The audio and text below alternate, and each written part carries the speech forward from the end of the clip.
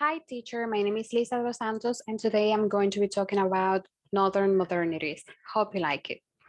The complementary relationship of local Northern cultural traditions and emergent national and international movements was also notable in the very different contexts of English popular culture. Grassy Fields and Frank Randall were two important Lancashire comedians of the mid-20th century.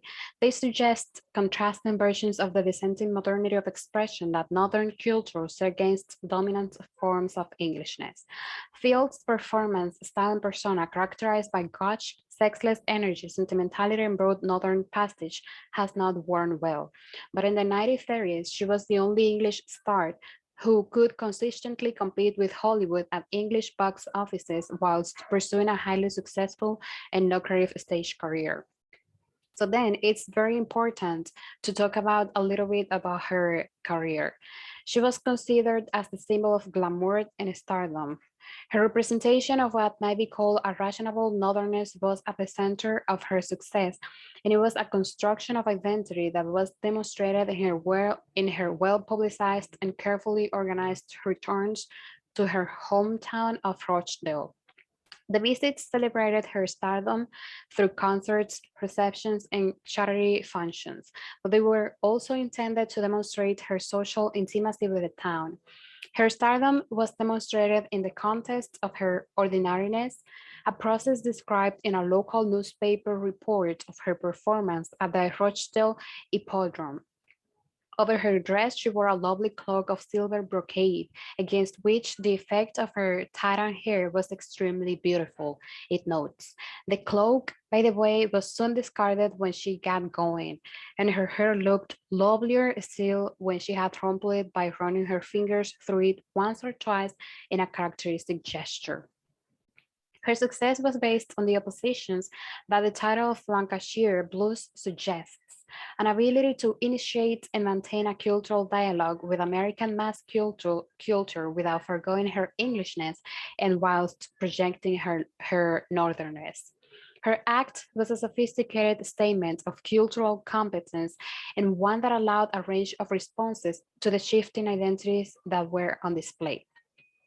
Hers was a definably northern modernity that exploited such a potentially limiting repertoire of representation to create instead a supple performance that integrated the genres and styles of transatlantic popular culture while still projecting an image of local wholesome simplicity. Another figure important to highlight in this epoch is Frank Randall.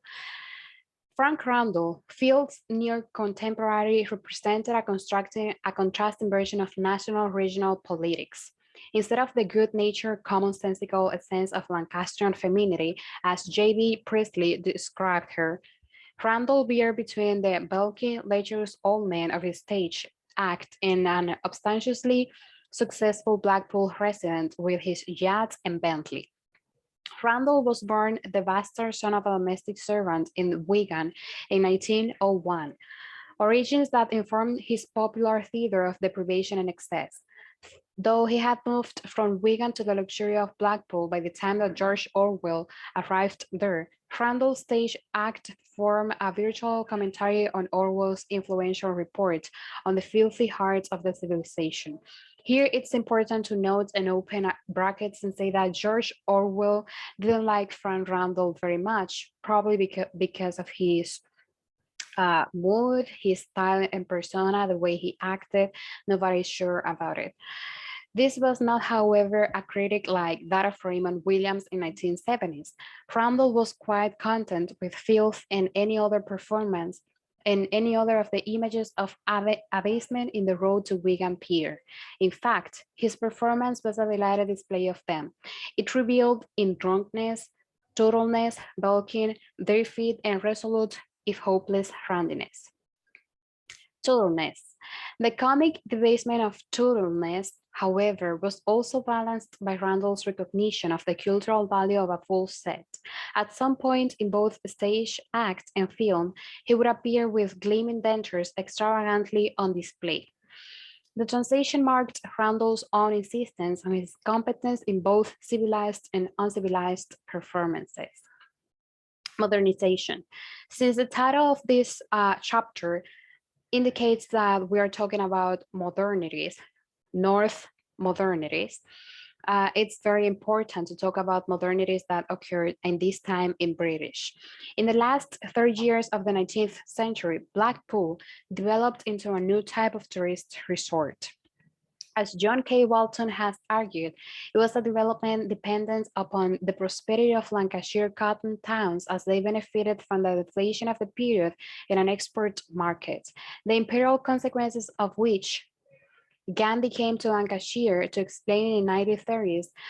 Theirs was also an economy that contained an unusually large female labor force, a factor that increased the disposable income of families in times of prosperity, something significantly lacking in that other era of English regional and cultural independence, the Northeast. However, Blackpool's modernity was also dependent upon the way the industrial work and leisure of the Northwest have been shaped by accommodations of local pre-modern customs, particularly that of the Wakes Week within the disciplines of work. So here we can see some of the tourist attractions that were popular at the time in England. The expansion of Blackpool from a small seaside village in the 1960s to an industrial tourist resort catering for 4 million visitors by the First World War was unparalleled in Europe. Only Coney Island and the Atlantic City surpassed it in scale, and those American points of reference are significant. For it was Blackpool that was able to capitalize on the importance of the technological innovations, rides, and novelties that were manufactured in the American resorts. Blackpool also asserted its national significance in modern design when in 1894, it erected its own version of the Eiffel Tower. The Blackpool Tower was at that time Britain's highest building. The corporation introduced electricity to the town in 1879, an innovation that allowed electric trams as early as 1885, and in 1912, the vast illuminations, an initiative to extend the summer season well into the summer and autumn. So, as part of their attempt to modernize England, Blackpool was consistently able to produce England's most emphatic and extravagant expressions of modern leisure and consumption. The Tower with the North 99, its balloon and circus, the Pleasure Beach with its Coney Island rides, the Golden Mile and its illuminations, and Frank Randall. Randall also became a star of Macunium Films, the only regional commercial filmmakers England ever produced, and a company in which he later became a leading shareholder. Like Randall's often ramshackle stage act, the films made by Blackley in a studio on Dickinson Road, Manchester, were not obviously innovative or even competent in many cases, but again, they represented the possibility of a distinctive modern cultural form being produced outside metropolitan economic control. Thank you so much for your attention.